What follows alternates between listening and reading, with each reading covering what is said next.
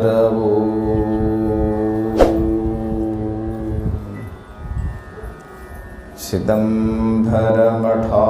चिदंबरमठाधीशं सिद्धारूढ़ यतीश्वरं शिष्यप्रशिष्यरूपेण बोधकं गुरुमाश्रये यदङ्घ्रिकमलद्वन्द्वं तापत्रयनिवारकं शान्तिकपदं देवं सिद्धारूढमहं भजे।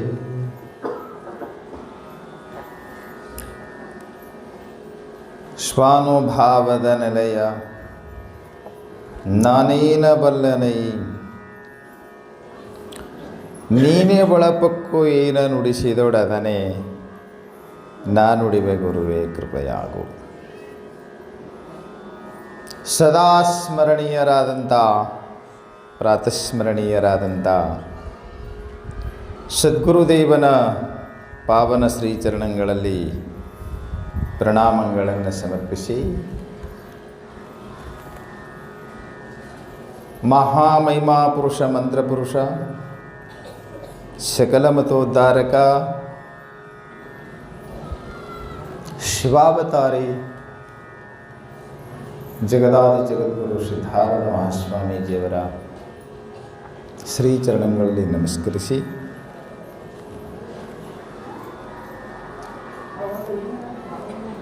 ಮಹಾತ್ಮ ಬಸವಣ್ಣನವರ ಗ್ರಾಮದೊಡೆಯನಾದಂಥ ಶ್ರೀ ರಾಮಲಿಂಗೇಶ್ವರರ ಜಗತ್ತಿನ ಎಲ್ಲ ಮಹಾಪುರುಷರ ಅಡೆದಾವರಣಗಳಲ್ಲಿ ಅಭಿವಂದಿಸಿ ಸದ್ಗುರುಗಳ 52ನೆಯ ಪುಣ್ಯ ಸ್ಮರಣೋತ್ಸವದ ನಿಮಿತ್ತ ಈ ಒಂದು ತಾತ್ವಿಕ ಚಿಂತನಾ ಸಭೆ ಜರುಗುತ್ತಾ ಇದೆ. ಇವತ್ತು 2ನೆಯ ದಿನ ಪ್ರಾತಃ ಕಾಲದ ಉಪನಿಷತ್ತಿನ ವಿಚಾರ ಭಾಳ ಸೊಗಸಾಗಿ ನಿರೂಪಣೆ ಮಾಡ್ತಾ ಬರಲಾಯಿತು. ಸವಿಸ್ತಾರವಾಗಿ ಕಠೋಪನಿಷತ್ತಿನ ಪ್ರಥಮ ವಲ್ಲಿಯ 26ನೆಯ ಮಂತ್ರವನ್ನು ಬಹುಶಃ ವಲ್ಲಿಯ ಎಲ್ಲ ಮಂತ್ರಗಳನ್ನು ಪೂಜ್ಯರು ವಿಮರ್ಶೆ ಮಾಡ್ತಾ ಬಂದರು. ಅಂಥ ಪ್ರತಿಮ ವಿದ್ವಾಂಸರಾದಂಥ ಬಾಗಲಕೋಟೆಯ ಆರೂಢ ಸಂಪ್ರದಾಯದಲ್ಲಿ ಪ್ರಖ್ಯಾತ ಮಠವಾಗಿರತಕ್ಕಂಥ ರಾಮಾರೂಢರ ಮಠದ ಪೂಜ್ಯ ಪರಮರಾಮಾರೂಢ ಮಹಾಸ್ವಾಮೀಜಿಯವರ ಶ್ರೀಚರಣಗಳಲ್ಲಿ ನಮಸ್ಕರಿಸಿ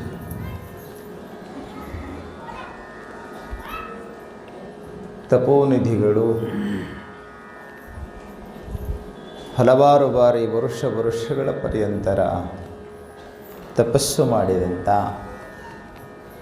ಅನುಷ್ಠಾನ ಮೂರ್ತಿಗಳಾದಂಥ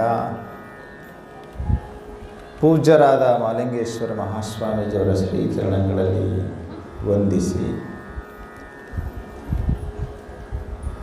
ಪೂಜ್ಯರಾದ ಪರಮಾನಂದ ಸ್ವಾಮೀಜಿಯವರಿಗೂ ಹಾಗೂ ಅನುಭಾವಿಗಳಾದಂಥ ಗೋಪಾಲರಾವ್ ಶಾಸ್ತ್ರಿಗಳವರಿಗೂ ಮತ್ತೋರ್ವ ಪೂಜ್ಯರಾದಂಥ ತರಳೀಕೇಶ್ವರ ಸ್ವಾಮೀಜಿಯವರಿಗೂ ಹಾಗೂ ಖ್ಯಾತ ಸಂಗೀತ ಕಲಾವಿದರಾದಂಥ ನಮ್ಮ ಕರಡಕಲ್ಲಿನ ಶಾಂತಿಗೌಡರಿಗೂ ತಬಲಾ ಮಾಂತ್ರಿಕರಾದಂಥ ನಮ್ಮ ಮುದನೂರಿನ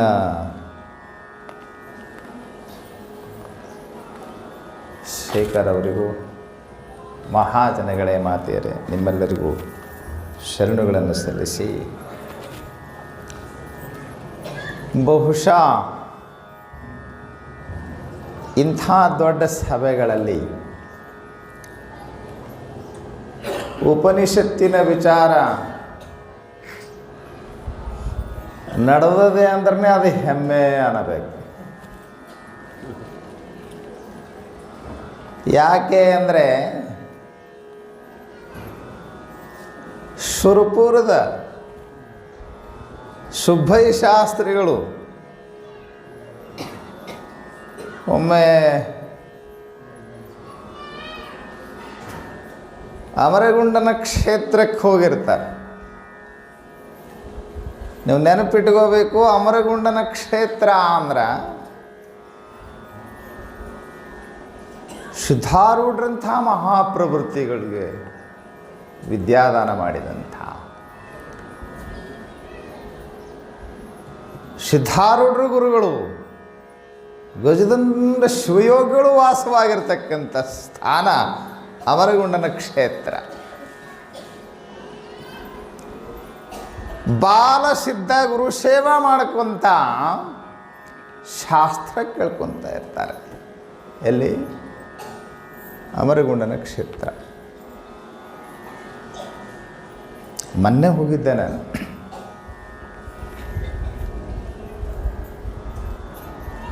ಈತ ವಿದ್ವಾಂಸ, ಶಾಸ್ತ್ರಿ. ಈ ಎಲ್ಲ ಸೊಕ್ಕಿಗಿಂತಲೂ ವಿದ್ಯಾ ಮದ ಭಾಳ ಕೆಟ್ಟೇನೋ ಅಂತ ಅನಿಸ್ತದೆ ನನಗೆ. ಇನ್ನೂ ಶಾಣೆ ಸೊಕ್ಕು ಬಾಳ್ರಿ.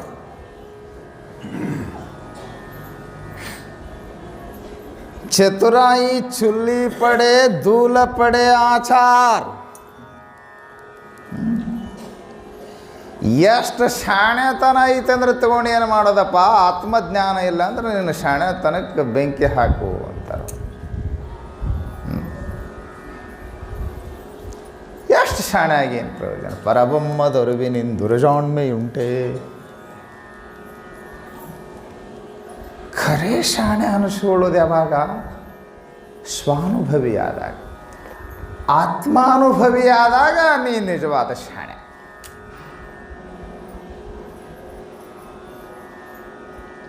ಪುಸ್ತಕ ಎಲ್ಲ ತಲೆಗಿಟ್ಕೊಂಡ್ರೆ ಆಗಬೇಕಾದ್ದೇನು?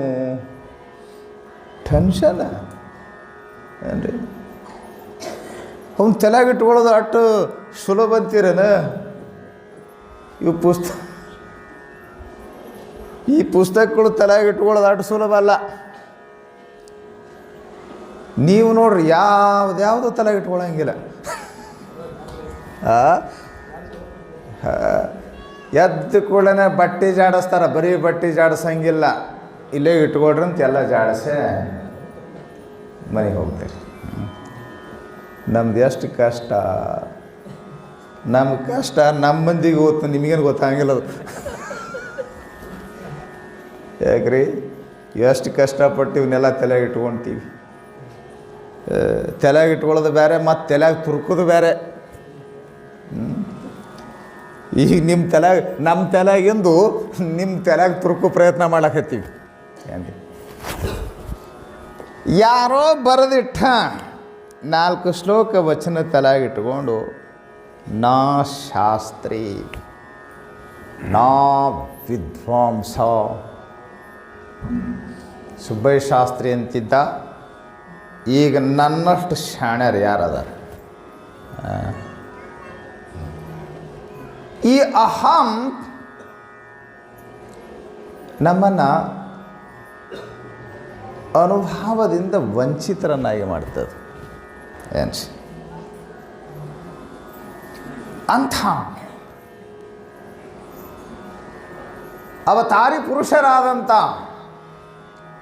ಸಿದ್ಧಾರೂಢರಂಥ ಮಹಾತ್ಮರಿಗೆ ಅವರು ಗುರುಗಳಾಗಬೇಕಾದ್ರೆ ಎಷ್ಟು ದೊಡ್ಡವರು. ಗಜದಂಡ ಮಹಾಸ್ವಾಮಿಗಳವರು, ಅವರು ಅವನಿಗೆ ಕಾಣಲಿಲ್ಲ. ಒಂದಿನ ಬೆಳಿಗ್ಗೆ ಬಂದಿದ್ದ ಶಾಸ್ತ್ರಿ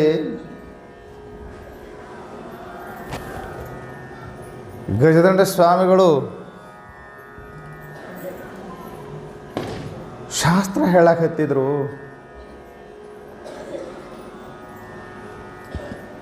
ಮಹಾನ್ ವಿದ್ವಾಂಸರು ಕಾಶಿ ಹೋಗಿ ಕಲಿತು ಬಂದಾರ, ಭಾಳ ದೊಡ್ಡ ಪಂಡಿತರು ಅಂಥೇಳಿ ಭಾಳ ಗೌರವದ ಸ್ಥಾನ ಕೊಟ್ಟರು. ಕರೆದು ಕುಂದರ್ಸಿದ್ರು, ಎತ್ತರದ ಸ್ಥಾನದಲ್ಲಿ ಕುಂದರ್ಸಿದ್ರು. ಸ್ವಕ್ಕಿನ ಶಾಸ್ತ್ರಿ ಕೇಳಿದಂತ ಏನು ಹೇಳಕತ್ತೀರಿ ಸ್ವಾಮಿಗಳೇ? ಉಪನಿಷತ್ ಹೇಳಕತ್ತೀವಿ ಅಂದ್ರೆ ಅವರು, ನೀವು ಯುವಕ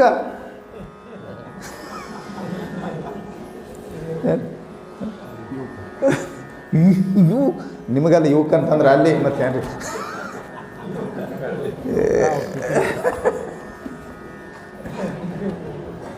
ನಿಮಗೇನು ಅಷ್ಟು ಕೇಳಾಗಿ ನೀವು ನೋಡ್ರಿ ಮತ್ತೆ ಎರಡು ಚಂದ ಕೇಳಕತ್ತೀರಿ ನಿದ್ದೆ ಮಾಡ್ಕೊಂಡು ಅಂತ ನಿಮ್ಗೆ ಯಾಕೆ ನಾವು ಹೀಯಾಳಿಸಿ ಮಾತಾಡೋಣ್ರಿ ಏನ್ರಿ? ನಮಗೆ ಪಾಪ ಹತ್ತಿತ್ತು ಮತ್ತೆ. ಈಗಾಗಲೇ 3 ತಾಸು ಕುಂದ್ರಿಸಿದ್ದೆ, ಪಾಪ ಸಾಕು.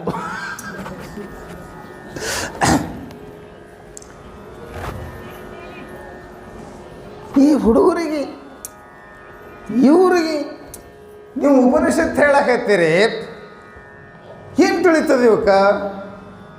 ಇವು ಉಪನಿಷತ್ತು ನಿಮ್ಮ ಕಡೆಯಿಂದ ಆಗೋ ಮಾತಿಲ್ಲ, ಇದು ನಿಮಗೆ ಹೇಳೋಕ್ಕಾಗೋದಲ್ಲ, ಅವಕ್ಕಂತೂ ತಿಳಿಯೋಂಗ ಇಲ್ಲ.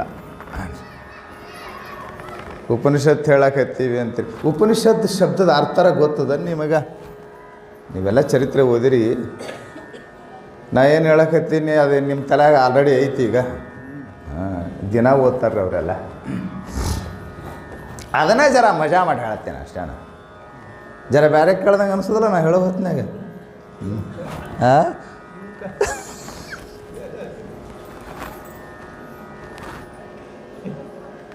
ಉಪನಿಷತ್ ಹೇಳ್ತೀನಿ ಅಂತೀರಲ್ಲ, ಉಪನಿಷತ್ ಶಬ್ದದ ಅರ್ಥರ ಗೊತ್ತದ ನಿಮಗೆ?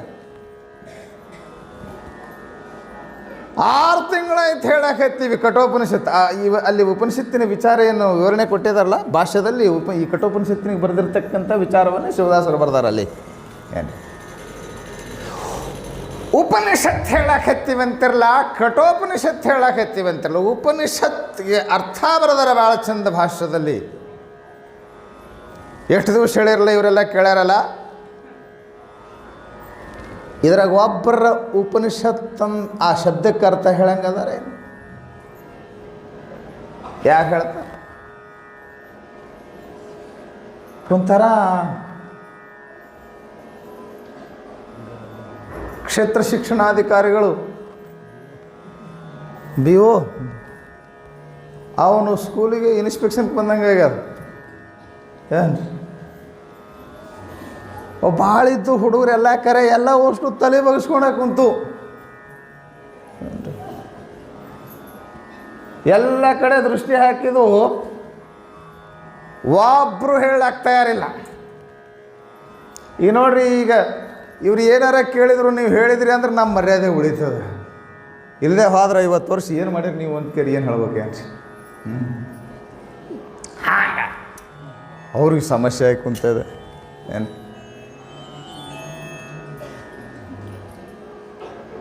ಒಬ್ಬರು ಹೇಳಕ್ಕೆ ತಯಾರಿಲ್ಲ, ಎಲ್ಲ ತಲೆ ಬಾಗಿಸ್ಲಾಕತ್ತಿದೆ. ಹಿಂಗೆ ದೃಷ್ಟಿ ಹಾಕಿದ ಕೂಡಲೇ ಬಾಲ ಸಿದ್ಧ ಹಿಂದೆ ಕುಂತಿದ್ದ. ಅವನು ಹಿಂದೆ ಕುಂತಿದ್ದ. ದಡ್ಡ ಮಂದಿ ಹಿಂದೆ ಕುಂದಿರ್ತಾರ ಅಂತಾರೆ. ಏನು ಆದರೆ ನೀವು ಶಾಣೆ ಇದ್ದು ಹಿಂದೆ ಕುಂತಿದ್ದು, ಉಲ್ಟಾ ಆಗಿತ್ತಿದ್ದು.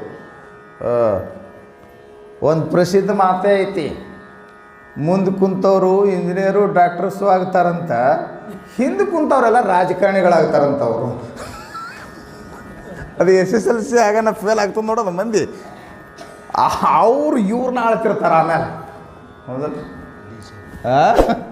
DC ಇವು ಏನು 10th ಫೇಲ್ ಆಗ್ತಾವೆ ನೋಡ್ರಿ, ಮ್ಯಾಥ್ಸು ಹಿಂದೆ ಕುಂತು ಜಗಳಾಡಿ ಎಲ್ಲರಿಗೆ ಪುಸ್ತಕ ಹರಿದು ಕಿರಿಕಿರಿ ಮಾಡಿದ ಮಂದಿ ಇರ್ತದೆ ನೋಡ್ರಿ.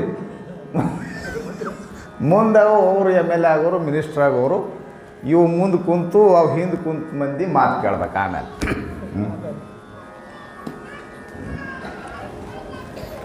ಸಿದ್ಧ ಹಿಂದೆ ಕುಂತಿದ್ದ, ಅವ್ರ ಆ ಸಿದ್ಧನ ಬಾಲಸಿದ್ಧನ ಕಡೆ ಗಜದಂಡ ಸ್ವಾಮಿಗಳ ದೃಷ್ಟಿ ಹೋದ ತಕ್ಷಣ ಕೈ ಮುಗಿದೆ ಅದು ನಿಂತಾನೆ. ನಿಮ್ಮ ಅಪ್ಪಣೆ ಆದರೆ ಶಾಸ್ತ್ರಿಗಳ ಮಾತಿಗೆ ನಾನು ಉತ್ತರಿಸ್ತೀನಿ, ಅವ್ರು ಕೇಳೋ ಪ್ರಶ್ನೆಗೆ ಉತ್ತರ ಕೊಡ್ತೀನಿ. ನಿನಗೇನು ತಿಳಿತದ ಹೇಳಪ್ಪ ಅಂದರು. ಬಾಲಸಿದ್ಧ ಉಪನಿಷತ್ತಿಗೆ ಬಹಳ ವ್ಯುತ್ಪತ್ಯ, ವಿಗ್ರಹವಾಕ್ಯ ಎಲ್ಲ ಮಾಡಿ ಅರ್ಥ ಹೇಳಿದರು. ಅದು ಶದಿಲ್ರುದಾತು, ಗತ್ಯವಸಾನ ಅದಕ್ಕರ್ಥ. ಅದರದ್ದು ಎಲ್ಲ ವಿಚಾರವನ್ನು ಹೇಳಿದಾಗ ಇವಕ್ಕೇನು ತಿಳಿತದ, ನಿಮ್ಗೆ ಹೇಳೋ ಅಧಿಕಾರ ಎಲ್ಲೈತಿ, ಇವಕ್ಕೆ ಕೇಳೋ ಸಾಮರ್ಥ್ಯನ ಎಲ್ಲೈತಿ ಅಂತ ದಿಮಾಕಿನಿಂದ ಕೂಡಿರ್ತಕ್ಕಂಥ ಸುಬ್ಬಯ್ಯ ಶಾಸ್ತ್ರಿ ಗರ್ವೆಲ್ಲ ಜರ್ರನೇ ಜರದ ಬಿತ್ತಂತ. ಆತ ವಿದ್ವತ್ಪೂರ್ಣವಾಗಿ ಬಾಲಸಿದ್ಧ ಹೇಳ್ತಾ ಇದ್ರೆ, ಇವರು ಕೇಳದ ಓದದ ಅನುಭವಗಳನ್ನು ಅವರು ಹೇಳ್ತಾ ಇದ್ರೆ ಸುಬ್ಬಯ್ಯ ಶಾಸ್ತ್ರಿ ಗಾಬರಿಯಾಗಿ ಕೇಳಕತ್ತಿದ್ದ. ಯಾಕೆ ಈ ಮಾತು ನನ್ನ ನೆನಪಿ ಬಂತು ಅಂತಂದರೆ, ಅಂಥ ಅವತಾರಿ ಪುರುಷರ ಜೀವನದಾಗ ನೋಡ್ತೀವಿ ನಾವು. ಅಲ್ಲಿ ಹೇಳೋರು ಕೇಳೋರು ಸಿಗುತ್ತಿರಲಿಲ್ಲ. ನಮ್ಮ ಮಠದಾಗ ಇಷ್ಟು ಮಂದಿ ಉಪನಿಷತ್ತು ಹೇಳೋರು, ಈಡು ಚಂದ ಉಪನಿಷತ್ತು ಕೇಳೋರು ಸೇರ್ಯಾರಲ್ಲ, ಇದು ನಮ್ಮದೇ ಸೌಭಾಗ್ಯ ಏನು ಅಂತ. ಉಪನಿಷತ್ತು ಹೇಳಿದ್ರು ಕೇಳಕತ್ತೀರಿ ನೋಡ್ರಿ. ಬಹುತೇಕ ಇಂಥ ದೊಡ್ಡ ಸಭೆಗಳಲ್ಲಿ ಪುರಾಣ ನಡೀತಾವ, ಇಲ್ಲ ಕೀರ್ತನ ನಡೀತಾವ, ಹೌದ್ರಿ. ಶಾಸ್ತ್ರ ನಡೆಯೋದು ಭಾಳ ಕಡಿಮೆ. ಭಾಳ ಕಡೆ ತಬಲ ಬರ್ಸ್ಕೊಂಡ ತಿರುಗಾಡ್ತಾರೆ, ಪುರಾಣ ನಡೀತಿರ್ತಾವೆ ಎಲ್ಲ ಕಡೆ. ಆದ್ರೆ ನಮ್ಮಲ್ಲಿ ತಾತ್ವಿಕ ವಿಚಾರ ಹೇಳೋದಂದ್ರು ಸಹಿತ ಎಷ್ಟು ಜನ ಎಷ್ಟು ಆನಂದವಾಗಿ ಕೇಳಕ್ಕೆ ಹತ್ತಿರಲ್ಲ, ಆನಂದವಾಗಿ ತೆರಿ ಹಾಕ್ಲಕ್ಕೆ ಹತ್ತೀರಿ. ಹೆಂಗೆ ತೆರಿ ಹಾಕ್ಲಕ್ಕೆ ಹತ್ತಿರೋ ಅಂತ ಯಾರಿಗೆ ಒಮ್ಮೊಮ್ಮೆ ಹಂಗೂ ಆನಂದ ಆಗಿನೂ ತಲೆ ಹಾಕ್ಬೋದು. ಯಾಕ್ರಿ ಹಿಂಗೆ ತಲೆ ಅದನ್ನು ತುಕುಡ್ಸ್ಕೊಂತ ತಲೆ ಹಾಕ್ತಿರ್ತಾರ, ಗೊತ್ತಾಗಬಾರ್ದಂತ ನಡ್ಬರ್ಕ್ ಮತ್ತೊಂದು ಹಿಂಗೆ ಮಾಡ್ತಿರ್ತಾರೆ. ಹ್ಞೂ ಅದು ಕೇಳ್ತೀವಿ, ಗೊತ್ತಾಗ್ಬಾರ್ದು ನೋಡ್ರಿ ಏನ್ರಿ. ಹಾಗೇನಿಲ್ಲ, ನೀವು ಸ್ಪಂದಿಸೋದು ನೋಡಿದರೆ ನಿಮಗೆ ಇವತ್ತಿನ ಉಪನಿಷತ್ತಿನ ವಿಚಾರ ತಿಳಿದಿದೆ ಅಂತ ಅನ್ನಿಸ್ತದೆ ನಮಗೆ. ವಿಚಾರವನ್ನು ಆರಂಭ ಮಾಡೋಣ, ಸಮಯ ವೇಸ್ಟ್ ಕಳೆಯೋದು ಬೇಡ. ನೀವು ಕತೆ ಎಲ್ಲ ಕೇಳ್ಕೊಂಬಂದ್ರಿ, ಕತೆ ನೆನಪೈತಿಲ್ಲ, ಕತೆ ವಿಮರ್ಶೆ ಮಾಡ್ಲಿಕ್ಕೆ ಹೋಗಲ್ಲ ನನಗೆ ಭಾಳಷ್ಟು. ಸಣ್ಣ ಬಾಲಕ ನಚಿಕೇತನ ಕತೆ ಕೇಳಿದರು. ಈ ನಚಿಕೇತನ ಇದಿಷ್ಟು ಕಥೆಯನ್ನೇ ಒಂದು ಕಾದಂಬರಿಯನ್ನಾಗಿ ಬರೆದಿದ್ದಾರೆ ತರಾಸು ಅವರು. ಇದಿಷ್ಟೇ ಕಥೆಯನ್ನು ನೀವು ಕತೆ ಕೇಳಿದ್ರೆ ಇಲ್ಲಿವರೆಗೂ ಈ ಸಣ್ಣ ಕಥೆಯನ್ನು ಒಂದು ದೊಡ್ಡ ಕಾದಂಬರಿಯನ್ನಾಗಿ ತರಾಸು ಅವರು ಬಹಳ ವರ್ಣನೆಯಿಂದಾಗಿ ಕೃತಿಗಳು ದೊಡ್ಡವಾತವಷ್ಟೇ. ಭಾಳ ಚಂದ ವರ್ಣ ಮಾಡಿ ಒಂದು ಕಾದಂಬರಿಯನ್ನು ರಚನೆ ಮಾಡಿದ್ದಾರೆ. ಸಣ್ಣ ಬಾಲಕ ನಚಿಕೇತನ ಕಥೆ ಅದು. ಸಣ್ಣ ಬಾಲಕ ಅದ್ಭುತವಾದಂಥ ಪ್ರಶ್ನೆ ಮಾಡಿದ. ನಾನು ಮೂರನೇ ಪ್ರಶ್ನೆಗೆ ಬರ್ತೀನಿ. ಅಂದ್ರೆ ಇವತ್ತಿನ ವಿಚಾರ ಒಂದಿಷ್ಟು ಹೇಳಲಿಕ್ಕೆ ಸಾಧ್ಯ ಐತಿ. ಲಾಸ್ಟಿಗೆ ಪೂಜ್ಯರು ಅದನ್ನು ಪ್ರಸ್ತಾಪ ಮಾಡಿದರು, ಅದನ್ನು ವಿವರಿಸಲಿಕ್ಕೆ ಸಮಯ ಸಿಗಲಿಲ್ಲ ಅವರಿಗೆ. ಏನು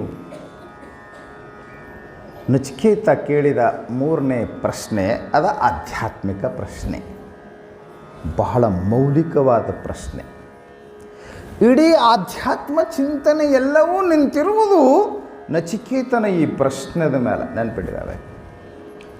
ಸಮಗ್ರ ಆಧ್ಯಾತ್ಮ ಚಿಂತನೆ, ಭಾರತೀಯ ಸಕಲ ತತ್ವ ತಾತ್ವಿಕ ಚಿಂತನೆ ಏನೈತಲ್ಲ, ಈ ಮೂರನೇ ಪ್ರಶ್ನೆಯನ್ನು ಅವಲಂಬಿಸಿ ಐತಿ. ಈ ಮೂರನೇ ಪ್ರಶ್ನೆಗೆ ಉತ್ತರ ಸಿಕ್ಕರೆ ಆತ್ಮಜ್ಞಾನ ಆಗ್ತದೆ ಅಷ್ಟೇ. ಆತ ಕೇಳಿದ ಮೂರನೇ ಪ್ರಶ್ನೆ ಯಾವುದೈತಿ? ಇಯಂ ಪ್ರೀತೆ ವಿಚಿಕಿತ್ಸಾ ಮನುಷ್ಯೇ ಅಸ್ತಿತ್ವೇಕೆ ನಾಯಮಸ್ತೀತಿ ಚೈಕೆ ಏತದ್ವಿದ್ಯಾ ಮನುಶಿಷ್ಟತ್ವಯಾಹಂ ವರಾಣಾಮೇಶ ವರಸ್ತೃತೀಯ ತೃತೀಯ ವರಹ. ಇದು ತೃತೀಯ ವರಹ. ಇದನ್ನು ಕೊಡಿ, ಇದನ್ನು ದಯಪಾಲಿಸಿ ಅಂತ ಕೇಳಿಕೊಳ್ಳೋದು ವರ. ಗುರುಗಳ ಹತ್ರ ಹೋಗಿ, ದೇವ್ರ ಹತ್ರ ಹೋಗಿ ನೀವು ವರ ಕೇಳ್ತೀರಿ. ಆಕಸ್ಮಿಕ ದೇವರು ಭೇಟಿ ಆಗಿ ವರ ಕೇಳಂತಂದರೆ ಏನು ಕೇಳ್ತೀರಿ? ಹೊಲ ಮನೆ, ಚಲೋ ಹೆಂಡ್ತಿ, ಚಲೋ ಮಕ್ಕಳು, ಇಂಥವೇ ಕೇಳ್ತೀರಿ. ಯಾಕ್ರಿ? ಯಮ ಅಂದಿದ್ದ ಬೇಕಾದ ಕೇಳಿಕೊಡ್ತೀನಿ ಅಂತಂದ. ನೋಡಿ, ಇವತ್ತು ಮುಂದಿನ ಮಂತ್ರಗಳು ಅವೇ ಶುರುವಾಗ್ತವೆ. ಬಹಳ ಅಪರೂಪದ ಪ್ರಶ್ನೆ ಕೇಳಿದ. ಇದು ಆಧ್ಯಾತ್ಮದ, ಈ ಪ್ರಶ್ನೆಯಲ್ಲಿ ಆಧ್ಯಾತ್ಮದ ಮೂಲ ಬೇರುಗಳಡಗಿವೆ. ಇದೊಂದು ತಿಳಿದ್ರೆ ಆಧ್ಯಾತ್ಮ ಎಲ್ಲ ಕಲ್ಪನೆ ಬರ್ತದೆ. ಏನು ಕೇಳಿದವ? ಏಯಂ ಪ್ರೇತೆ ವಿಚಿಕಿತ್ಸಾ ಮನುಷ್ಯರಲ್ಲಿ ವಿಚಿಕಿತ್ಸಾ ಅಂದರೆ ಇದೊಂದು ಡೌಟ್ ಇದೆ, ಒಂದು ಸಂಶಯ ಬರ್ತದೆ. ಏನು ಸಂಶಯ ಬರ್ತದೆ? ಏನು ಸಂಶಯ ಬರ್ತದೆ ಅಂದರೆ ಯಾ ಇಯಂ ಪ್ರೇತೆ ಇಯಂ ವಿಚಿಕಿತ್ಸಾ. ಈ ಒಂದು ಸಂಶಯ ಆಯ್ತು ನಮಗೆ. ಎದರ ಬಲ್ಲಿ? ಪ್ರೇತೆ. ಪ್ರೇತೆ ಅಂದರೆ ಏನು? ಪ್ರೇತ ಅಂದರೆ ಶವ, ಸತ್ ಹೆಣ. ಹೆಣ ನೋಡಿದ ಕೂಡಲೇ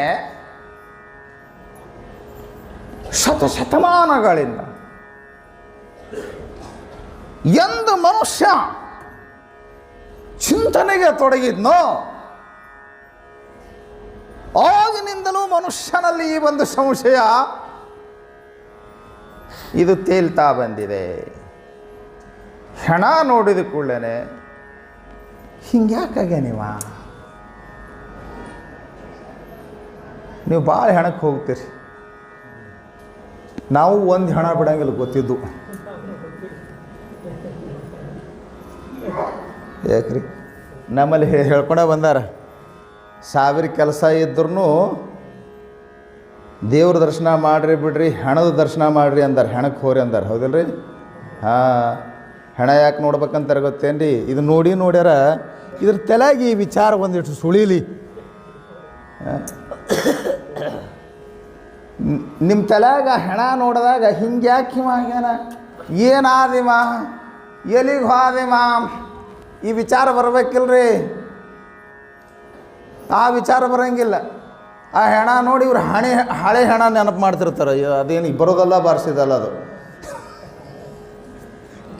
ಇವ್ರ ಮನ್ಯಾಗ ಒಂದು ಹೆಣ ಕುಂತು ಹೋಗಿರ್ತದೆ ರೀ, ಆ ಹೆಣ ನೆನಪು ಮಾಡ್ತಿರ್ತಾರೆ. ಅಲ್ಲ, ಈ ಹೆಣ ನೋಡಿದಾಗ ಇವನ್ ತಲೆಯಾಗ ಒಂದು ವಿಚಾರ ಬರಬೇಕು. ಅದನ್ನ ಹೇಳ್ತಾನೆ, ಬರ್ತದೆ. ಭಾಳಷ್ಟು ಜನರ ತಲೆಯೊಳಗೆ ಆ ವಿಚಾರ ಬರ್ತದೆ. ಏಯಂ ಪ್ರೇತೆ ವಿಚಿಕಿತ್ಸಾ. ಯಾ ಇಯಂ ವಿಚಿಕಿತ್ಸಾ. ಯಾವ ಈ ಸಂಶಯ ಬರ್ತದೆ? ಏನು ಬರ್ತದೆ?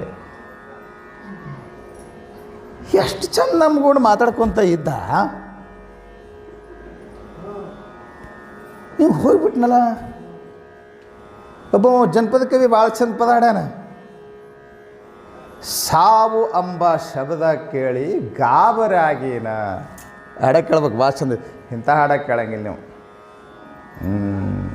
ರಾಮಣ್ಣಪ್ಪಳ ಬಾಯ್ಲೆ ಕೇಳ್ಬೇಕು, ಭಾಳ ಮಜಾ ಹೇಳ್ತಿರ್ತಾರೆ ಅವ್ರೇನ್ರಿ.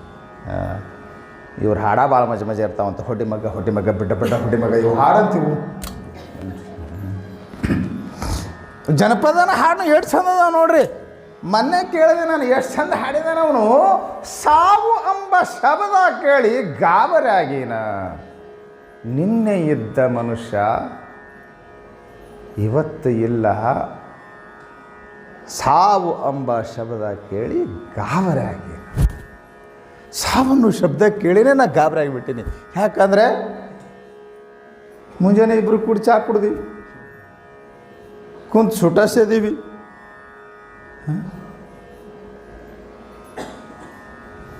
ಎದಿ ಬ್ಯಾನ್ ಎಂದಂತ ಕುಸಿದು ಕುಂತನಂತ ಹಾದನಂತ ಅನ್ರಿ. ಮೊನ್ನೆ ನಮ್ಮ ರತ್ನಮ್ಮವ್ರ ತಾಯಿಯವ್ರದ್ದು ಹಿಂಗೆ ಕೇಳಿದವು ಏನ್ರಿ, ಮುಂಜಾನೆ ಮಾತಾಡ್ಯಾರ, ಪಕ್ಕದ ಮನ್ಯಾಗ ಹೋಗಿ ಕುಂತು ತಾಸು 2 ತಾಸು ಮಾತಾಡ್ಯಾರ, ಮನೆಗೆ ಬಂದಾರ, ಎದೆ ಹಿಡ್ಕೊಂಡು ಕುಂತಾರ, ಹೋಗಿಬಿಟ್ಟ. ಮೊನ್ನೆ ಮಹಾರಾಷ್ಟ್ರದಾಗ ಒಬ್ಬರು ಸಾಂಗ್ಗಳು ಕೀರ್ತನೆ ಮಾಡ್ಕೊತನ ಕುಂತವ್ರು ಹೋಗಿಬಿಟ್ರು. ಅದೆಲ್ಲ ಕಡೆ ವಿಡಿಯೋ ವೈರಲ್ ಆಗ್ಯದ. ಮನುಷ್ಯ ಸತ್ತು ಬಿಟ್ಟ ಅಂದರೆ ಏನಾದ ವಿಚಾರ ಮಾಡಬೇಕಲ್ಲ. ಒಮ್ಮೆರ ವಿಚಾರ ಮಾಡ್ರಿ. ನೀವಂತೀರಿ ಹಾದ ಅಂತೀರಿಲ್ಲ. ಬಸಪ್ಪ ಸತ್ತಿರ್ತಾನ, ಈ ಊರನವಲ್ಲ, ಸುಮ್ಮನೆ ಉದಾಹರಣೆ ಹೇಳ್ತೀವಿ. ಬಸಪ್ಪ ಸತ್ತ, ಅವನ ಮುಂದೆ ನಿಂತ ಹೇಳ್ತಾರ ಬಸಪ್ಪ ಹಾದನ್ರಿ ಅಂತೀರಿಲ್ಲ. ಬಸಪ್ಪ ಹಾದ ಮತ್ತು ಕಿಡ್ಕುಂತ ನೀವ ಯಾರು? ಸುಮ್ಮನೆ ಉದ್ರಿ ಶಾಸ್ತ್ರ ಕೇಳುವ, ನಾವು ಹೇಳಂಗಿಲ್ಲ, ನೀವು ಕೇಳೋಗ್ಬಿಟ್ರಿ. ಪಕ್ಕ ನಿರ್ಣಯ ಮಾಡಿಬಿಡಮ್ ಇವತ್ತ. ಇದು ನಿರ್ಣಯ ಆಗುತ್ತಾನೆ ಇವತ್ತು ಬಿಡಂಗಿಲ್ಲ. ನೀವು ನಿರ್ಣಯ ಮಾಡಿಬಿಡಮ್, ಪಕ್ಕ ನಿರ್ಣಯ ಮಾಡಿ. ನೀವ ಅಂತೀರಲ್ರಿ ಬಸಪ್ಪ ಹಾದ ಅಂತೀರಿ. ಇಲ್ಲಿ ಕುಂತಾನಲ್ಲ ಇವ ಯಾರು? ನೀವು ಭಾಳ ಚಂದ ಚಂದ ಹೇಳ್ತೀರಿ ನೋಡ್ಬೇಕು. ಎಲ್ಲಿ ಹಾದು ನನ್ನ ದೇವ್ರ, ಏನು ಹೇಳಿ ಹಾದು ಅಳ್ತಿರಲ್ಲ. ಅವ ಈಗ ಎಲ್ಲಿಗೆ ಹೋಗಂಗಿಲ್ಲ, ನೀವು ಹೊತ್ಕೊಂಡು ಹೋಗುತ್ತಾನ. ಮೊದಲು ಕಡೆ ಹೋಗ್ತಿದ್ದ ಏನ್ರಿ, ಹೊತ್ತು ಮುಡಿದ್ಕೊಂಡೆ ದಾಬಾಕ್ಕೆ ಹೋಗ್ತಿದ್ದ. ಈಗ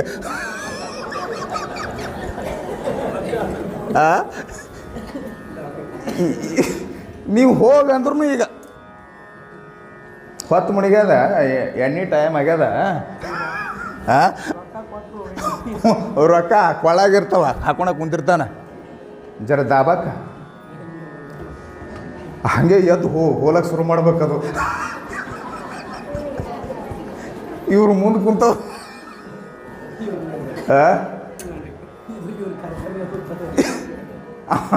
ಅವ ಏನಾರ ಎದ್ದ ಅಂತಂದ್ರೆ ಅವ ಹೊಂಟ ಅಂದ್ರೆ ಇವು ಕಾಯಮ್ಮ ಹೋಗ್ತಾವ ಮುಂದೆ ಕುಂತು ಅಲ್ಲ. ಈಗ ಕಡೆ ಹೋಗಿಲ್ಲ, ಅವ ಮುಂದೆ ಇರ್ತಾನ. ಏನು ತಳ್ತಿರ್ತಾಳ, ಸ್ವಸ್ಥರು ಅಳ್ತಿರ್ತಾರೆ. ಅವ್ರು ಸೋಮ್ ಜ್ಞಾಪಕ ಕಳ್ತಾರೆ ಸ್ವಸ್ಥರು. ಏನು ಅದೇನು ಅರ್ಥಂಗಲ್ಲ ಬೆಟ್ಟಂಗಲ್ಲ. ಮಾಮ ಇಟ್ಟು ಅಂತಿರ್ತಾವ. ಮಾಮ ಏನ್ರಿ ಯಾಕೆ ಅಡವಾದೆ ಮಾಮ?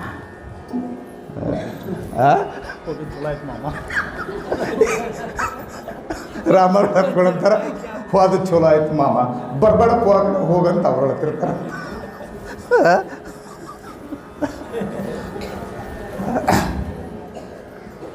ನಡಿ, ಉಪನಿಷತ್ತು ಭಾಳ ಚಂದ ಚಿಂತನೆ ಮಾಡಿದೆ ಇಲ್ಲಿ. ಪ್ರೇತೆ, ಸುಮ್ಮನೆ ನಾವು ತಮಾಷೆ ಮಾಡಿ ಟೈಮ್ ವೇಸ್ಟ್ ಮಾಡೋದು ಬೇಡ, ಭಾಳ ಚಂದ ಚಿಂತನೆ ಐತೆ ಅದು. ಪ್ರೇತೆ ವಿಚಿಕಿತ್ಸಾ ಮನುಷ್ಯ. ಇದು ಸಂಶಯ ಬರ್ತದೆ.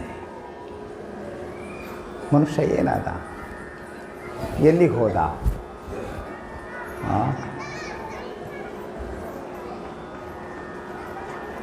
ಸುಮ್ಮನೆ ನಾವು ತಮಾಷೆ ಮಾಡಿಬಿಡ್ತೀವಿ. ಈ ಚರ್ಚೆ ಗಂಭೀರವಾಗಿ ತಗೋಬೇಕು. ನೀವು ಮಣ್ಣು ಮಾಡಕ್ಕೆ ಹೋಗ್ತಿರಲ್ಲ, ಒಂದು ಕ್ಷಣ ಕುಂತು ವಿಚಾರ ಮಾಡಿರಿ. ನಾನು ಹಿಂಗೆ ಮಣ್ಣಾಕ ಕುಂದ್ರ ಅದೇನಿ ಹ್ಯಾ ಮಾಡ್ಬೇಕಂತ ಮಾಡಿರಿ. ಮತ್ತೆ ಸಾಯ್ಬಾರ್ದಂತ ಮಾಡಿರಿ, ಬಿಡ್ತಾನೆ ನಿಯಮ. ನೀವು ಎಲ್ಲರ ಕೈಯಿಂದ ಎಸ್ಕೇಪ್ ಆಗ್ಬೋದು, ಯಮನ ಕೈಯಾಗಿಂದ ಎಸ್ಕೇಪ್ ಆಗ್ಲಿಕ್ಕೆ ಸಾಧ್ಯನೇ ಇಲ್ಲ. ಎಲ್ಲಿ ಇದ್ದಲ್ಲಿ ಬರ್ತಾ ನೋಡ್ರಿ. ನಾ ಹೋಮ್ ಮಿನಿಸ್ಟರ್ ಅದೇನಿ, ಇಡೀ ಪೊಲೀಸರು ನಮ್ಮ ಕೈಯಾಗದಾರ ಇಟ್ಕೋ ಅಂತ ನಾವು ಅವ್ರು ಇರ್ತಾರ, ನೀ ನಡಿ. ಬಿಪಿನ್ ರಾವತ್. ಹಾಂ, ಮೊನ್ನೆ ನೋಡ್ದವಲ್ರಿ ಎಂಥ ದುರಂತ ಇದು. ದೇಶ ಕಂಡ ಬಹಳ ಭಯಂಕರವಾದಂಥ ದುರಂತದ್ದು. ಬಿಪಿನ್ ರಾವತ್, ಭೂಸೇನಾ, ವಾಯುಸೇನಾ, ಜಲಸೇನಾ. ನಮ್ಮಲ್ಲಿ ಆರ್ಮಿಯಲ್ಲಿ 3 ವಿಭಾಗ ಇರ್ತದೆ. ಏರ್ಫೋರ್ಸ್, ಮೊದಲೆಲ್ಲ ಹಂಗಿರಲಿಲ್ಲ. ಆಯಾಯ ಒಂದು ವಿಭಾಗಕ್ಕೆ ಅಧಿಕಾರಿಗಳು ಬೇರೆ ಬೇರೆ, ಈಗನೂ ಅದಾರೆ. ಅವರ ಮೇಲೆ ಮತ್ತೆ ಇವ್ರ ಹೆಡ್. ಸೇನೆಯ ಅತ್ಯಂತ ಪ್ರಧಾನ ಉಚ್ಚ ಸ್ಥಾನ ಅವ್ರದ್ದು. ಅದು ಭಾರತ ದೇಶದಂಥ ಸೇನೆಯ ಉಚ್ಚ ಸ್ಥಾನದಲ್ಲಿ ಇದ್ದಂಥವರು. ಅವರು ವೆಹಿಕಲ್ಸ್ಗಳು ಬಹಳ ಪರಿಶೀಲನೆ ಮಾಡನೇ ಬಿಟ್ಟಿರ್ತಾರೆ. ನನಗೆ ಮೊನ್ನೆ ಗಾಡಿ ತಗೋಬೇಕಾದ್ರೆ ಖರ್ಚಾದರೂ ಚಿಂತಿಲ್ರಿ, ಇನೋವಾ ಗಾಡಿ ತೊಗೊಳ್ರಂತ. ಯಾಕಂದರೆ ಸೇಫ್ಟಿ ಇರ್ತದಂತ ಭಾಳ ಒತ್ತಾಯ ಮಾಡಿದರು. ಅದು ತೊಗೊಂಡ ಮೇಲೆ ಯಾಕಾರ ತೊಗೊಂಡೆ ಇದು ನನಗೆ, ಯಾಕಂದ್ರೆ ಅದನ್ನು ಸಲುವುದು ಆನೆ ಸಲುವುದನ್ನು.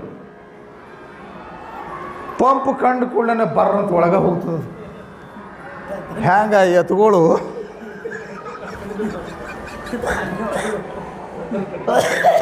ಹ್ಯಾಂಗ ನಿಮ್ಮ ಎಲ್ಲಾರ ಹೋಗ್ರಿ ನೀವು, ನಿಮ್ಮ ಮನೆ ಕಂಡುಕೊಂಡೆ ಬರ್ರ ಅಂಥೇಳಿ ಮನೆ ಕಡೆ ಎತ್ಕೊಳ್ಳೋ ಜಗ್ಗದಂಗೆ. ಇದು ಕೋಡಿ ಪೆಟ್ರೋಲ್ ಬಂಕ್ ಕಾಣ್ತಿಲ್ರಿ, ಬರ್ರ ಅಂತ ಹೊಳೆ ಬಿಡ್ತದೆ. ಒಳಗೆ ಹೋದ್ರೆ 4,500 ಹಾಕೇ ಬರ್ಬೇಕು ನಾವು. ಸೇಫ್ಟಿ ಅಂತೀವಿ. ಸೇನಾ ನಾಯಕನ ವೆಹಿಕಲ್ ಎಂಥ ಸೇಫ್ಟಿ ಇರಬಾರ್ದ್ರಿ. ಅಂಥವ್ರನ್ನ ತಗೊಂಡು ಹೋದ್ನ 13 ಜನ ಜೀವಂತ ಸುಟ್ಟು ಭಸ್ಮ ಆದರು. ಆದ್ದರಿಂದ ಯಮನ ಕೈಯಾಗಿನ ತಪ್ಪಿಸ್ಕೊಳ್ಳಿಕ್ಕಾಗೋದಿಲ್ಲ. ಅದಕ್ಕೆ ಜರ ವಿಚಾರ ಮಾಡಿರಿ. ನೀವು ಅಲ್ಲಿ ಹೋದಾಗ ಹೆಣ ನೋಡಿದಾಗ ನಿಮ್ಮ ತಲೆಯಾಗಿ ವಿಚಾರ ಬರಬೇಕು ಅಂತ ಹೇಳ್ತದೆ ಉಪನಿಷತ್ತು. ಏನು ವಿಚಾರ ಬರಬೇಕ್ರಿ? ಹೆಣ ನೋಡಿದ ತಕ್ಷಣ ಇವ ಯಾಕೆ ಹಿಂಗಾದ,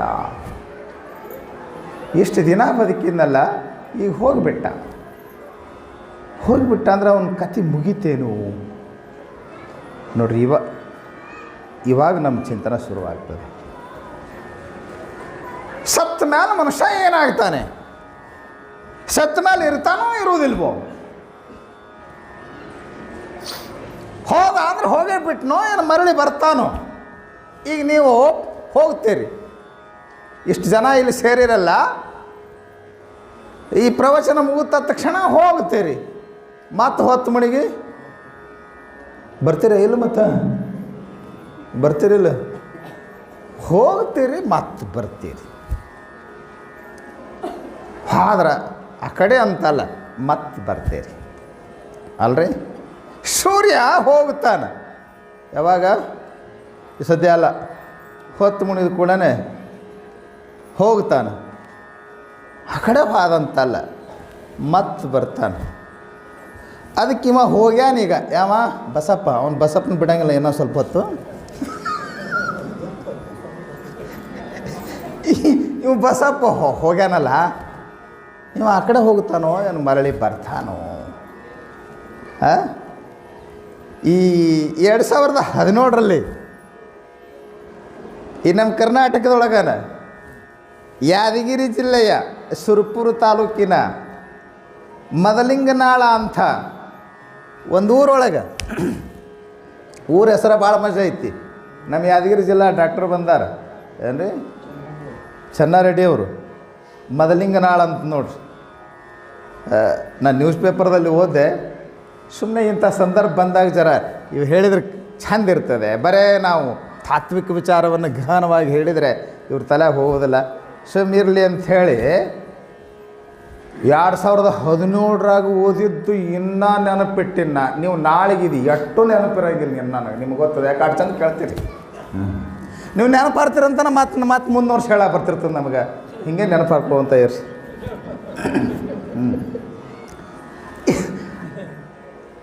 ಅಲ್ಲಿ ಒಬ್ಬವ ನಿಂಗಪ್ಪ ಬಸಪ್ಪ ಸೋಮನಾಥ್ ಅವ್ರ ಅಡ್ರೆಸ್ ಹೊಸತೆಗೆ ಬರ್ದಿನ ಸೋಮನಾಥ್ ಏನು, ಅವನಿಗೆ ಎದೇನೋ ಕಾಣಿಸಿಕೊಳ್ತದೆ. ಎದೇನೋ ಒಂದು ತಕ್ಷಣ ನಿಮ್ಗೆ ಗೊತ್ತಾಗ್ತದೆ ಹಾರ್ಟ್ ಸಮಸ್ಯೆ ಆಗಿರಬೇಕು. ಅಲ್ಲ, ಹಾರ್ಟ್ ಸಮಸ್ಯೆ ಆಗಿರಬೇಕು. ಇವತ್ತು ಹಾರ್ಟ್ ಡಿಸೀಸಸ್ ಜಾಸ್ತಿ ಆಗಿಬಿಟ್ಟ ನೋಡ್ರಿ ಏನ್ರಿ.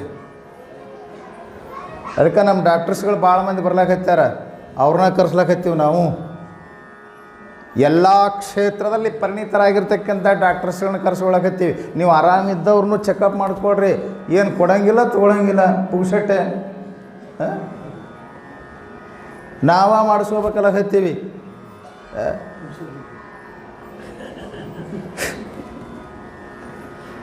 ಏನು ನೋವು ಕಾಣಿಸಿ ಆ ಪಾಪ ಮೊನ್ನೆ ಪಟ್ಟಂತ ಹಿಂಗೆ ಬಿದ್ದು ಹೋಗಿಬಿಟ್ನಲ್ಲ ಪುನೀತ್ ರಾಜ್ಕುಮಾರ್. ಎಷ್ಟು ಹೆಲ್ದಿ ಮನುಷ್ಯ ಇದ್ದಾನೆ ರೀ. ನೀವೇನು ಅಷ್ಟು ಹೆಲ್ದಿ ಅದಿರಿ, ಕುಂತ್ರಿ ಹೇಳಕ್ಕೆ ಬರೋದು, ಅದ್ರ ಕೂಡ್ಲಕ್ಕೆ ಬರೋದು. ಅಷ್ಟು ಹೆಲ್ದಿ ಇತ್ತು ಮನುಷ್ಯ, ಹೋಗ್ಬಿಟ್ಟು ನೋಡ್ರಿ. ಎಷ್ಟದ ಏನದ ಅಂದ್ರೆ ತೊಗೊಂಡು ಏನು ಮಾಡೋದು. ಎಷ್ಟು ಮಂದಿ ಫ್ಯಾನ್ಸ್ಗಳು. ಅವ ಸತ್ತಾನಂತ ಸಾವಿನ ನೋವು ತಾಳಾಡ್ದಾನೆ 12 ಮಂದಿ ಸತ್ತು. ಆಮೇಲೆ ಎದೇನೋ ಕಾಣಿಸಿಕೊಂಡದ ಇವನಿಗೂ. ಅಲ್ಲಿ ಯಾವುದೋ ಒಂದು ಸಣ್ಣ ಆಸ್ಪತ್ರೆಯಲ್ಲಿ ತೋರಿಸಿರಬೇಕು. ಎದೇನೋ ಒಂದು ಕೂಡಲೇ ಹೆದರಿಕೊಂಡಿದ್ದಾನೆ ಅವನು ಡಾಕ್ಟ್ರ್. ಇವನು ವಿಜಯಪುರಕ್ಕೆ ಹೋಯ್ರಿ. ಅಲ್ಲಿ ವಿಜಯಪುರಕ್ಕೆ ತೊಗೊಂಡು ಹೋಗಿದ್ದಾರೆ. ಕಾರ್ಡಿಯಾಲಜಿಸ್ಟ್, ಅವನು ಹೃದಯ ತಜ್ಞ ಕರ್ಕೊಂಡು ಹೋಗಿದ್ದಾರೆ. ಅವರು 4 ತಾಸು ಪ್ರಯತ್ನ ಮಾಡಿದ್ದಾರೆ. BP ಲೋ ಆಗಿದೆ, ಹಾರ್ಟ್ ಬೀಟ್ ಕಡಿಮೆ ಆಗಿಬಿಟ್ಟಿದೆ.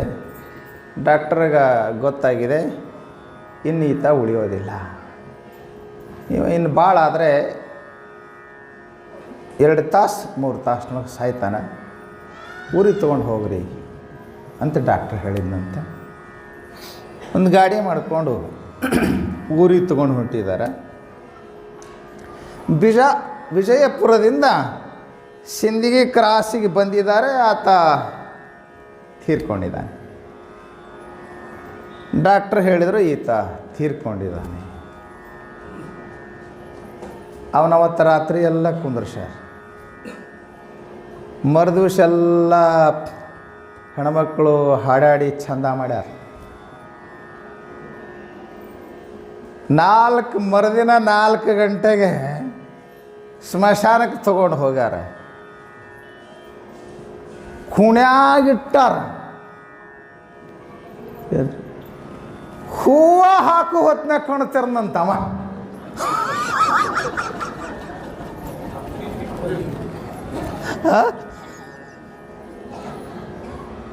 ಅವ ಇನ್ನೂ ಬದುಕ್ಯಾನ. ನಾ ಸುಳ್ಳಾದ್ರೆ ಅಡ್ರೆಸ್ ಕೊಡ್ತೀನಿ, ಹೋಗಿ ಮಾತಾಡ್ಸ್ಕೊಂಡು ಬರ್ರಿ.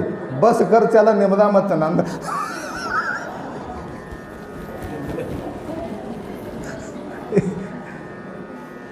ಡಾಕ್ಟರ್ ಸಾಹೇಬ್ರೆ ಆ ಕಡೆ ಅವರದಿರಲ್ಲ, ಹೋಗಿ ಮಾತಾಡ್ಸ್ಕೊಂಡು ಬರ್ರಿ ಒಂದು.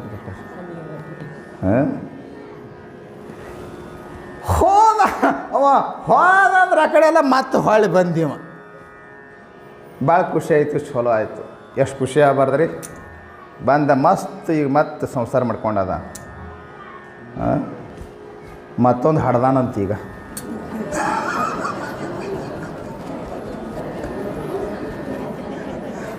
ಎಷ್ಟು ಖುಷಿ ಆಗಬಾರ್ದು. ಹಾಗ ಮನುಷ್ಯ ಬಂದಂದ್ರೆ ಎಷ್ಟು ಖುಷಿ ಆಗ್ತದೆ ಹೇಳ್ರಿ. ಅಲ್ಲ ಹಂಗೆ ಇದೇ ಜನ್ಮದನ ಕಥೆ ಆಯ್ತು. ಇನ್ನು ಆದ್ಮೇಲೆ ಮಣ್ಣು ಮುಚ್ಚಿದ ಮ್ಯಾಲೂ ಬರ್ತಾನೋ ಹೆಂಗೋ ಅದನ್ನು ತಿಳ್ಕೊಬೇಕಾಗ. ಇವು ಮಣ್ಣು ಮುಚ್ಚಿದ್ರಾಗ ಬಂದ ಭಾಳ ಚಲೋ ಆಯ್ತು. ನೀವು ಮಣ್ಣು ಮುಚ್ಚಿದ ಮ್ಯಾಗ ಬರ್ತಾನೋ ಇಲ್ಲೋ, ಇದನ್ನು ಜರ ಚಿಂತನೆ ಮಾಡಬೇಕಲ್ಲ. ನಮ್ಮ ಶಾಸ್ತ್ರ ಹೇಳ್ತದೆ, ನೀವು ಮಣ್ಣು ಮುಚ್ಚಿದ ಮ್ಯಾಲೂ ಬರ್ತಾನವ. ಹೊಡ್ರಿ ಚಪ್ಪಳಿ, ಭಾಳ ಖುಷಿ ಇರ್ತದ ಹೌದಿಲ್ಲ? ಹಾಂ,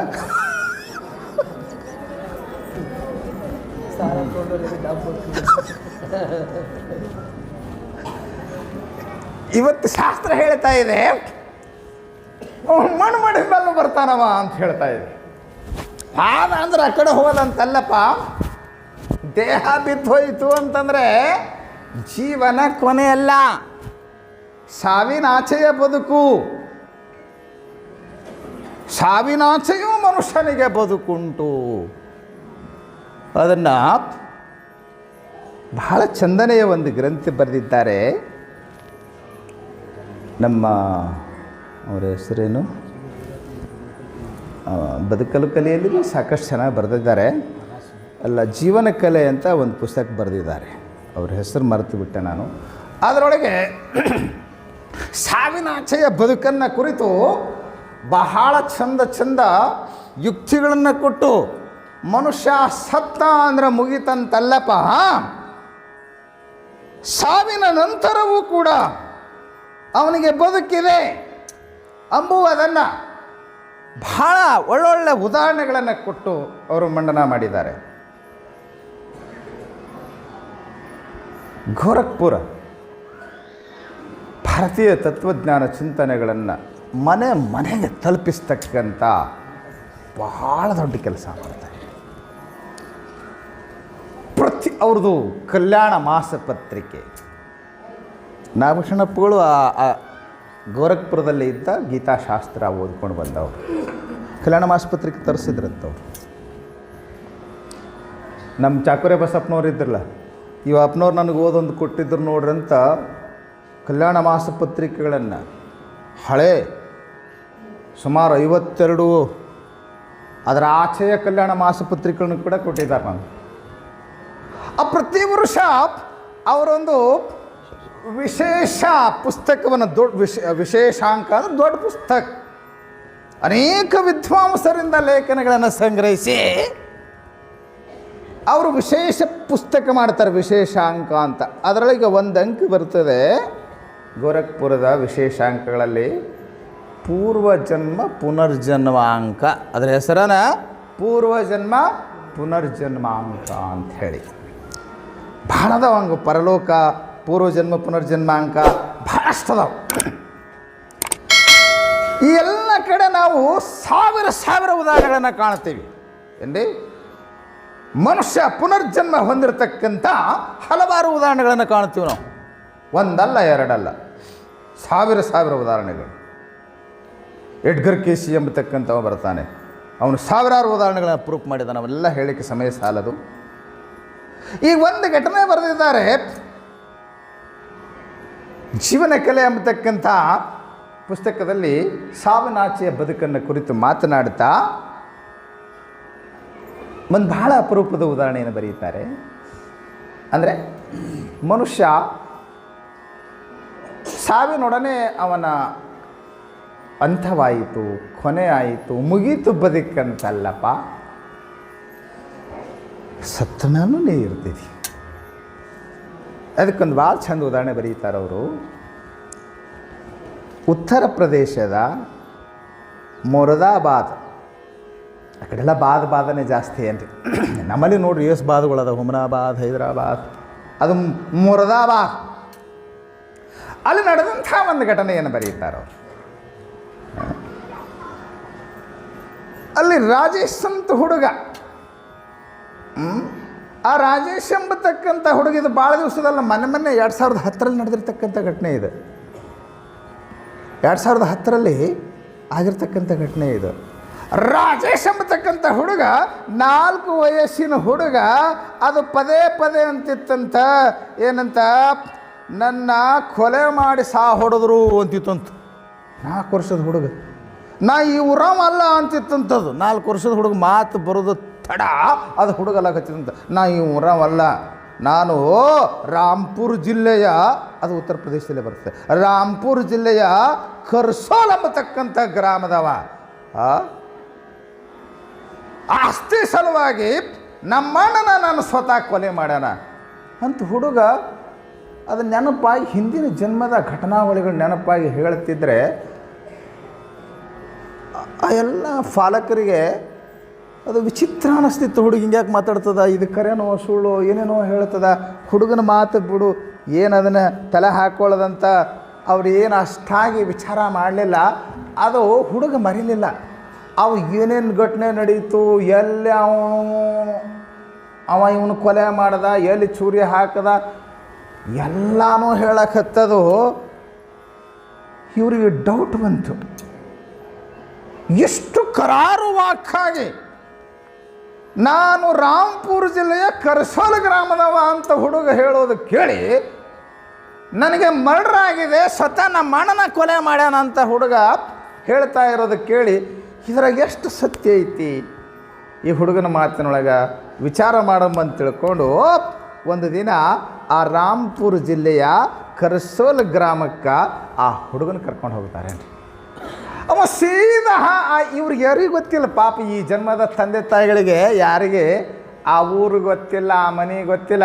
ಆ ಊರಿಗೆ ಹೋಗೋದೇ ತಡ ಅವನ ಕೈ ಹಿಡಿದು ಕರ್ಕೊಂಡು ಹೊಂಡು ಬರ್ರಿ ನಮ್ಮ ಮನೆಗೆ ಕರ್ಕೊಂಡು ಹೋಗ್ತೀನಿ ಅಂತ ತಿಳ್ಕೊಂಡು ಅವ್ನ ಮನೆಗೆ ಕರ್ಕೊಂಡು ಹೋಗಿ ಎಲ್ಲ ಡೀಟೇಲ್ ಸುದ್ದಿ ಹೇಳಿದಾಗ, ಹೌದು ಇಲ್ಲಿ ಹಿಂಗಾದದ್ದು ಕರೆ ಅಂತ ಅವರೆಲ್ಲರೂ ಒಪ್ಕೊಂಡ್ರು.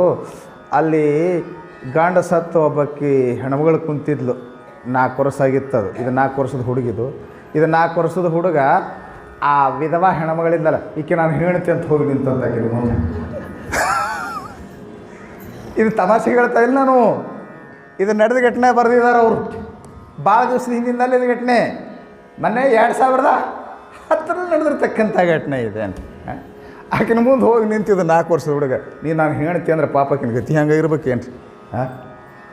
ಇವೆಲ್ಲ ಘಟನೆಗಳನ್ನು ಹೇಳೋದರ ಮೂಲಕ ನಾನು ನಿಮಗೇನು ಕಲ್ಪನಾ ತಂದು ಕೊಡಬೇಕಾಗಿದೆ ಅಂತಂದರೆ, ದೇಹ ಬಿದ್ದು ಹೋಯಿತು ಅಂತಂದರೆ, ದೇಹ ನಾಶವಾಯಿತು ಅಂದರೆ, ದೇಹ ನಾಶವಾದರೆ ನಿನ್ನ ನಾಶ ಅಂತ ತಿಳ್ಕೊಬೇಡ. ಪದೇ ಪದೇ ಗೀತಾ ಹೇಳುತ್ತೆ, ಗೀತಾ ಪಾರಾಯಣ ಮಾಡ್ತೀರಿ ಅವತ್ತು ನೀವು. ಗೀತಾ ಹೇಳ್ತದೆ ಏನಂತ, ನೈನಂ ಛಿಂದಂತಿ ಶಸ್ತ್ರಾಣಿ ನಯನಂ ದಹತಿ ಪಾವಕಃ ನ ಚೈನಂ ಕ್ಲೇದಯಂತ್ಯಾಪೋ ನ ಶೋಷಯತಿ ಮಾರುತಃ. ಶಸ್ತ್ರಾಸ್ತ್ರಗಳು ನನ್ನನ್ನು ಕತ್ತರಿಸಲಾರವು, ಬೆಂಕಿ ನನ್ನನ್ನು ಸುಡಲಾರದು, ನೀರು ನನ್ನನ್ನು ನೆನೆಸಲಾರದು, ನನ್ನ ನಾಶ ಮಾಡಲಾರದು. ಗಾಳಿ, ಮೊನ್ನೆ ಅಮೇರಿಕದ ಗಾಳಿ ಬೀಸಿ, ಸುಂಟ್ರ ಗಾಳಿ ಬೀಸಿ ಎಂಥ ನೋವು ತೆಗೆದು ಗೊತ್ತ್ರಿ. ನಿಸರ್ಗ ಶಕ್ತಿ ಎಂಥ ಅದ್ಭುತ. ನಿಸರ್ಗದ ಶಕ್ತಿ ಮುಂದೆ ಮಾನವ ಎಷ್ಟು ಕ್ಷುಬ್ಧ, ಎಷ್ಟು ಕ್ಷುಲ್ಲಕ ಇವನ ಶಕ್ತಿ ಅನ್ನೋದು ನಮ್ಮ ಅರಿವಿಗೆ ಬರ್ತಾ ಇದೆ ಇವತ್ತು. ಬರೇ ಸುಂಟ್ರ ಗಾಳಿ ಬೀಸಿ ಇಡೀ ಅಮೇರಿಕ ತಲ್ಲಣಾಗಿ ಹೋಗಿಬಿಟ್ಟರೆ.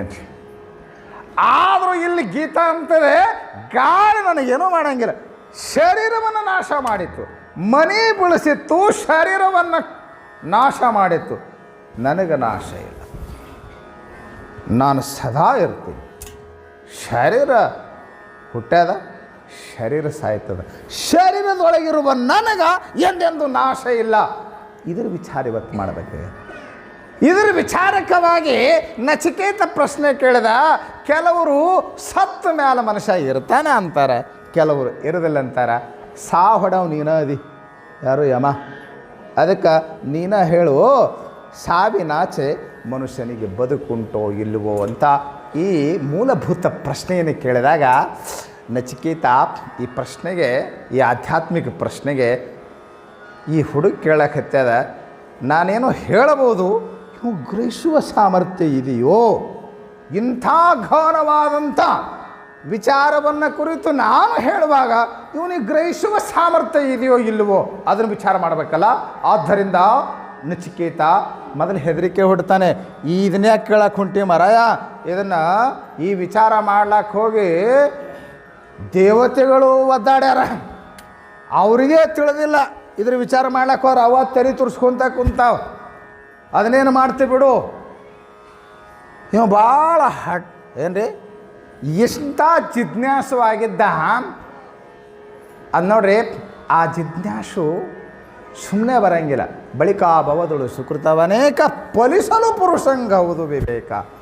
ಅಂಥ ಜನ್ಮಗಳಲ್ಲಿ ಯಾವನು ಪುಣ್ಯ ಮಾಡ್ಯಾನ ಅವನಿಗೆ ಅವನ ತಲೆಗೆ ಇಂಥ ವಿಚಾರ ಬರ್ತಾವಂತೆ, ಎಲ್ಲರ ತಲೆಗೂ ವಿಚಾರ ಬರೋಂಗಿಲ್ಲ. ಅವನ ಹಠಕ್ಕೆ ಬಿದ್ದ ನಚಿಕೇತ. ಸುಮ್ಮನೆ ಅವ್ರಿಗೆ ತಿಳಿದಿಲ್ಲ ಇವ್ರಿಗೆ ತಿಳಿದಿಲ್ಲ ಅಂತ ಯಾಕಂತೀರಿ? ನಿಮ್ಗೆ ಗೊತ್ತಿದ್ರೆ ಹೇಳ್ರಿ. ಅವ್ರಿಗೆ ತಿಳಿದಿಲ್ಲ ಅಂದ್ರೆ ನಿಮ್ಮಂಥವ್ರು ತಿಳಿಸೋರು ಸಿಕ್ಕಾಗ ನಾವು ಅದನ್ನು ತಿಳ್ಕೊಳ್ಳೋಕೆ ಪ್ರಯತ್ನ ಮಾಡಲಿಲ್ಲ ಅಂದ್ರೆ ನಾವು ಮೂರ್ಖರಾಗ್ತೀವಿ. ಅದಕ್ಕೆ ಆ ವಿಚಾರ ಹೇಳಬೇಕು ಅಂತ ಹಠಕ್ಕೆ ಬಿದ್ದ. ಆವಾಗ ಅನಂತ ಪ್ರಲೋಭನೆಗಳನ್ನು ಮುಂದಿಟ್ಟ. ಏನೇನು ಪ್ರಲೋಭನೆಗಳು? ಭಾಳ ಚಂದ ಉಪನಿಷತ್ತು ಹೇಳಿದೆ. ಅನಂತ ಪ್ರಲೋಭನೆಗಳು. ಶತಾಯುಷ ಪುತ್ರ ಪೌತ್ರಾನ್ ವೃಣೀಶ್ವ, 106 ವರ್ಷ ಬದುಕು. ದುರ್ಲಭವಾಗಿರ್ತಕ್ಕಂಥ ಸ್ವರ್ಗಲೋಕದ ಭೋಗ, ಈ ಲೋಕದ ಭೋಗ, ಅಪ್ಸರೆಯರು, ಸಾಮ್ರಾಜ್ಯ, ಅರಮನೆ ಭೋಗ, ಸೌಭಾಗ್ಯ ಎಲ್ಲ ಕೊಡ್ತೀನಿ, ಇದನ್ನು ತಗೊಂಡು ಆರಾಮಿರು. ಅದ್ಯಾಕೆ ತಲೆ ಕೆಡಿಸ್ಕೊಂತಿ ಅಂದರೆ ನಚಿಕೇತ, ಶೋಭಾವಮರ್ತ್ಯಶ್ಚಯದಂತಕೈದತ್ ಸರ್ವೇಂದ್ರಿಯಾಣಾಂ ಜರಯಂತಿ ತೇಜ ಅಪಿ ಸರ್ವಂ ಜೀವಿತಮಲ್ಪಮೇವ ತವೈವ ವಾಹಸ್ತವ ನೃತ್ಯ ಗೀತೆ. ನಚಿಕೇತ ಅಂತಾನ ಏನಂತ, ನೀ ಕೊಡುವ ಆ ಅಪ್ಸರೆಯರು, ಮನಿ, ಅರಮನಿ, ಅರಸಿಯರು, ಆ ದಾಸಿಯರು, ಭೋಗ ಎಲ್ಲವೂ ಇವು ಹೇಗಿವೆ ಗೊತ್ತೇನು? ಶೋಭಾವ, ನಾಳೆ ಇರ್ತಾವಂತ ಹೇಳೋಕ್ಕಾಗಂಗಿಲ್ಲ, ಅಷ್ಟು ಅನಿತ್ಯವಾಗಿರ್ತಕ್ಕಂಥವುಗಳು. ಅವು ಭೋಗ ಪದಾರ್ಥಗಳು ನಮ್ಮ ಮನಃಶಕ್ತಿಯನ್ನು, ನಮ್ಮ ಇಂದ್ರಿಯಗಳ ಶಕ್ತಿಯನ್ನು ಹಾಳು ಮಾಡತಕ್ಕಂಥವುಗಳು. ನಿನ್ನೆ ಹೇಳ್ಕೊಂಬಂದಿವವು ಕ್ಷಣಿಕ ಸುಖದಾಯಿನಿಯಾಗಿರ್ತಕ್ಕಂಥವುಗಳು. ನನಗದು ಬೇಡ, ಅವು ನೀನೇ ಇಟ್ಕೋ, ನನಗೆ ಆತ್ಮಜ್ಞಾನವನ್ನು ಉಪದೇಶ ಮಾಡುವಂತ ಕೇಳಿದ ಅಪರೂಪದ ವಿಚಾರ. ಮತ್ತು ಅದನ್ನು ಇನ್ನೂ ಸಂಪೂರ್ಣ ವಿಚಾರ ಮಂಡನೆ ಮಾಡಲಿಕ್ಕಾಗಲಿಲ್ಲ. ಏಟು ಹೇಳಿದ್ರೆ ಮತ್ತು ಪೀಠಿಕೆಗೆ ಬಂದು ನಿಂತಂಗೆ ಆಯಿತು ಅಲ್ಲಿ. ಇನ್ನೂ ಭಾಳ ವಿಸ್ತಾರವಾಗಿರ್ತಕ್ಕಂಥ ವಿಚಾರ. ಈ ಒಂದು ಪ್ರಶ್ನೆಗೆ ಮುಂದಿನ ಎಲ್ಲ ಉಪನಿಷತ್ತು, ಇಡೀ ಉಪನಿಷತ್ತಿರೋದೆಲ್ಲ ಈ ಪ್ರಶ್ನೆಗೆ ಉತ್ತರ ಕೊಡುವುದಾಗಿದೆ. ಅಂಥ ಉಪನಿಷತ್ತಿನ ವಿಚಾರ ಇವತ್ತು ಭಾಳ ಚೆಂದ ನಡ್ಕೊಂಡು ಬಂತು. ತಮ್ಮೆಲ್ಲರಿಗೂ ಇವತ್ತ ನಮ್ಮ ದನ್ನೂರಿನ ಮಠದ ನಿಷ್ಠಾವಂತ ಭಕ್ತರಾಗಿರ್ತಕ್ಕಂಥ, ಅಪ್ಪಟ ಗುರುಭಕ್ತಿ ಸಂಪನ್ನರಾಗಿರ್ತಕ್ಕಂಥ ನಮ್ಮ ವೀರಾರೆಡ್ಡಿ ಪಾಟೀಲ್ರ ಗೌಡರು ಪ್ರತಿ ವರ್ಷ ದಾಸೋಹವನ್ನು, ಅನ್ನದಾಸೋಹವನ್ನು, ಅದು ಶ್ರೀಮಠದಂಥ ಈ ಪುಣ್ಯ ಪ್ರಾಂಗಣದಲ್ಲಿ ತಮ್ಮೆಲ್ಲ ಮುಮುಕ್ಷುಗಳಿಗೆ, ಯಾರಿಗೋ ಊಟ ಹಾಕೋದು ಬೇರೆ, ಡಿಗ್ರಿಗೆ ಊಟ ಹಾಕ್ತಿರೋ ಅದೇನು ದಾನ ಅಲ್ಲ ಏನ್ರಿ. ಇಲ್ಲಿ ಈ ಜಿಜ್ಞಾಸೆ ಬೆಳಗಕ್ಕೆ ನೀವೇನು ಅನ್ನದಾನ ಮಾಡ್ತಾ ಇದ್ದೀರಲ್ಲ, ಅದರಂಥ ಪುಣ್ಯನೇ ಯಾವುದು ಅಲ್ಲ. ಅಂಥ ಪುಣ್ಯದ ಕಾರ್ಯವನ್ನು ಪ್ರತಿ ವರ್ಷ ಅವರು ಮಾಡ್ತಾ ಬರ್ತಾ ಇದ್ದಾರೆ. ಎಲ್ಲರಿಗೂ ದಾಸೋಹ ವ್ಯವಸ್ಥೆಯನ್ನು ಮಾಡಿದ್ದಾರೆ.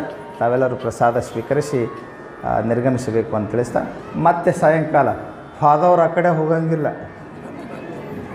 ಹೇಳಿನ ಆಗ್ಲೇ ಹೋಗ್ತಿದ್ರು ಹೋಗ್ರಿ ಆ ಕಡೆ, ಹಂಗೇನಾಗಿದೆ.